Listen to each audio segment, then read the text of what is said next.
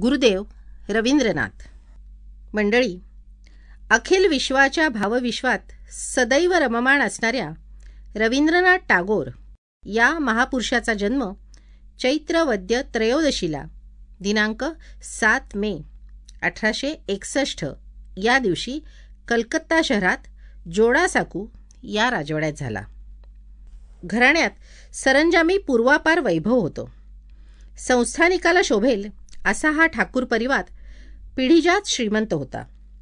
धनधान्य, कृषी गोरक्ष वैभव अपरंपार नांदत होतो.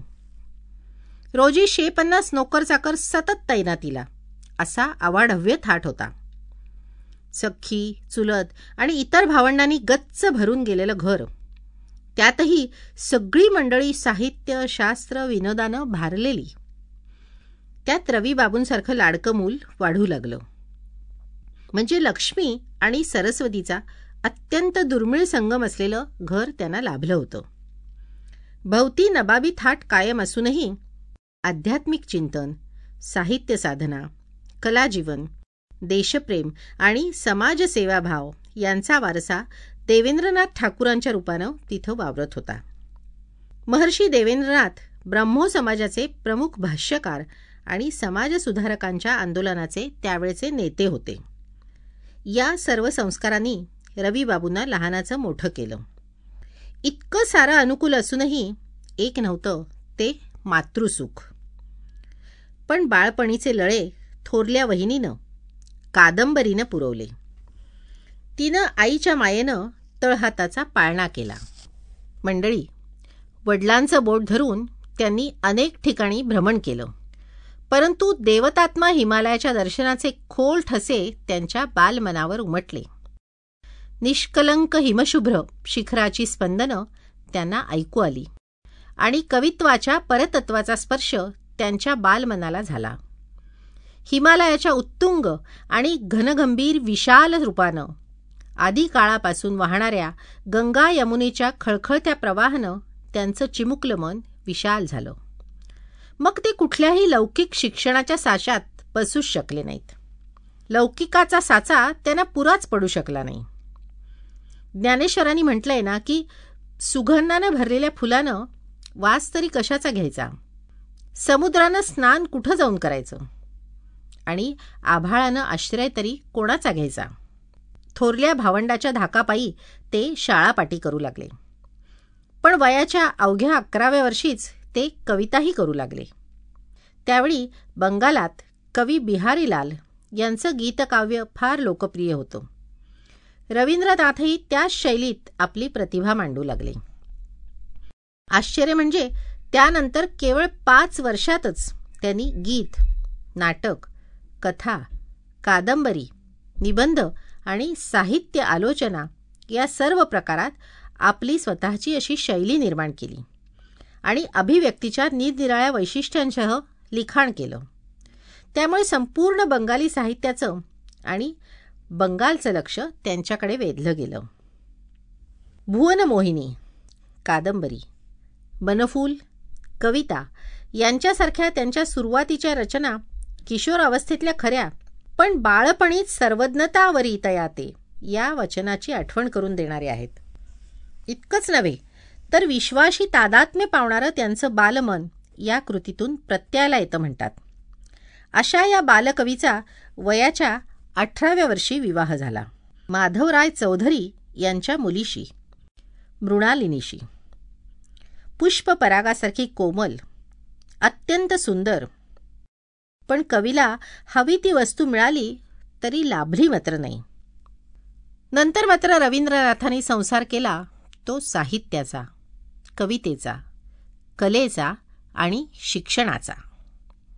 सर्वमुखी प्रतिभेनंच जणू मनुष्य आकारात मूर्तिमंत होण्यासाठी रविबाबूंची निवड केली असावी. वयाचा, अनुभवाचा, परिपक्वतेचा विचारही न करता शतसहस्र मुखांनी प्रकट होण्याची तिला घाई झाली. रवींद्रनाथांना काव्य, नाटक, कथा, निबंधाबरोबर संगीताचेही सूर खुणावू लागले. तंबोऱ्याच्या अर्धस्फुट श्रुती त्यांना बोलावू लागल्या. मृदुंगाचे धिमितकार त्यांच्या हृदयातून गूढ प्रतिध्वनी उमटवू लागले. ऑर्गन आणि पियानोचे सूर अंतर्मनात सांद्र संगीत भरू लागले. स्वरांच्या त्या अखंड फुलझडीने मोहरून उठलेले कवी रवींद्रनाथ म्हणू लागले, श्रावणेर धारार्मतो पडुक झरे. म्हणजे तुझी स्वरधारा माझ्या मुखावर आणि वक्षावर श्रावण सरीसारखी येऊ दे. प्रभातीच्या पहिल्या किरणासवे माझ्या डोळ्यात येऊ दे. माझं जे फाटकं, तुटकं, विटकं आणि निर्जीव आहे त्या प्रत्येक दैन्य स्तरावर तुझ्या स्वरांची अशीच धार अविरत झडू दे. दिसादिसांच्या भुकेवर, तहानेवर ती अही श्रावणसर नित्य नित्य बरसू दे.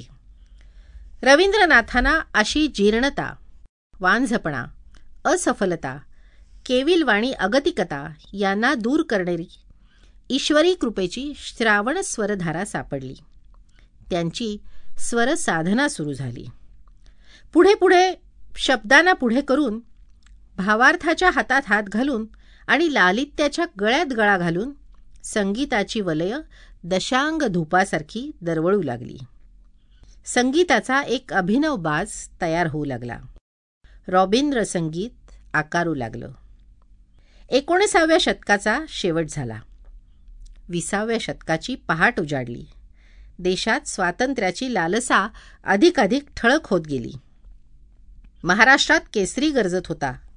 पंजाब ते कन्याकुमारीपर्यंत सबंध देशात अन्याय, अत्याचाराविरुद्ध संघर्षात तळहातावर प्राण घेऊन क्रांतिकारी युवक शासकांची झोप उडवत होते.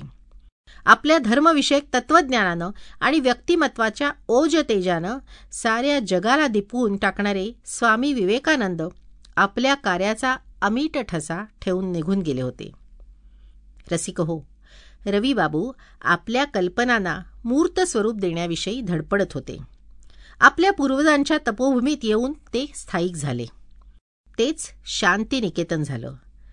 तिथेच आधी बोलपूर ब्रह्मचार्याश्रमाची स्थापना झाली होती. प्राचीन सांस्कृतिक शिक्षण केंद्र असं तिचं स्वरूप निश्चित झालं. विश्वभारती या सुप्रसिद्ध आंतरराष्ट्रीय संस्थेची पायाभरणी झाली. 1901 ते 1905 या दरम्यान रविबाबूंवर आपल्या प्रिय व्यक्तींच्या वियोगाचं दुःख कोसळलं. प्रिय पत्नी, 2 मुलं, एक जिवलग स्नेही आणि वडील देवेंद्रनाथ असे सगळे एका मागोमाग एक निघून गेले. कवी प्रतिभा दुःखाच्या डोहात गरगरू लागली. वेदनेची अनुभूती अधिक गहिरी झाली. प्रतिभेला गंभीर परिणाम मिळालं आणि दुःख शोकाच्या होरपळीतून ज्योतिर्मय सुवर्णाचा ओघ प्रस्फुटित झाला.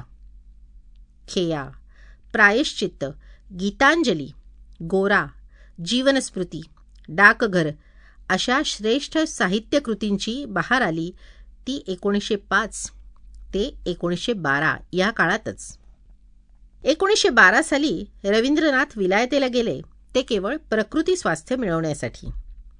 या बोटीच्या प्रवासात एक थोर आयरिश कवी W.B. यीट्स त्यांचा सहप्रवासी होता. त्याने त्यांची गीतांजली वाचली. त्याला ते इतकी आवडली की त्याने इंग्रजी अनुवादाचा लकडा त्यांच्या मागे लावला आणि 1913 साली गीतांजलीला नोबेल प्राइज हा विश्वविख्यात पुरस्कार मिळाला. कविता आणि भारतीय साहित्याचा अपूर्व असा सन्मान झाला. वंगकवी रविबाबू, शांतिनिकेतनचे शिल्पकार रवींद्रनाथ आणि विश्वभारतीचे गुरुदेव विश्वकवी म्हणून जगभर प्रसिद्ध झाले. भारतीय ब्रिटिश शासनाने त्यांना सर ही पदवी दिली. 1916 ते 1920 या काळात त्यांनी जगभर प्रवास केला. अनेक शिक्षण संस्था, कालायतनं, संगीतशास्त्राचा अभ्यास करणाऱ्या संस्था पाहिल्या आणि अनेक पदव्या आणि सन्मान संपादित केले. मंडळी, रवींद्रनाथ विश्वकवी झाले, सर रवींद्रनाथ झाले, तरी त्यांचा आत्मा या मातीशीच निगडीत होता. राष्ट्रीय प्रवाहापासून ते दूर नव्हतेच.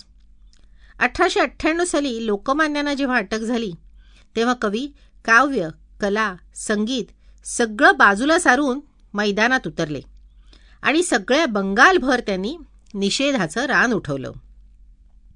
वंगभंगाच्या चळवळीत तर नेतृत्वाचे प्रमुख सूत्रधार ते होते.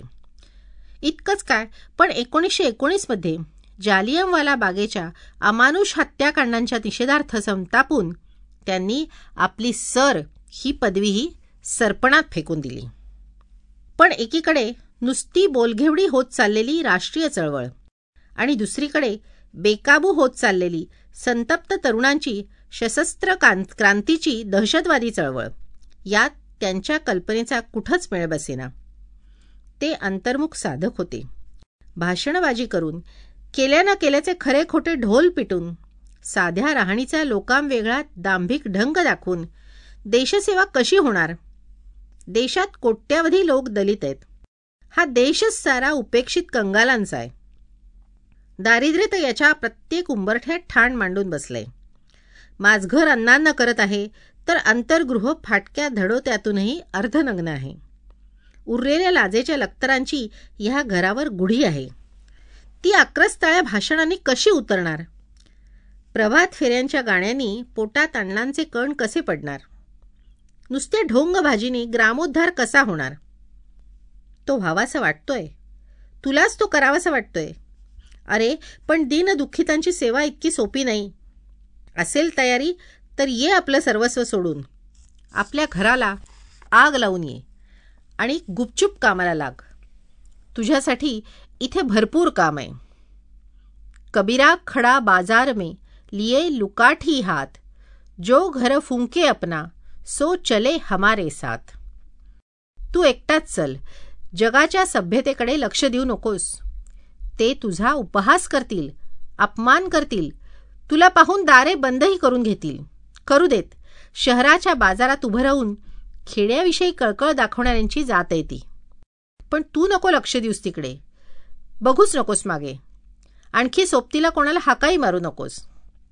यदि तोर डाक शुने केऊ ना असे, तबे एकला चालो रे.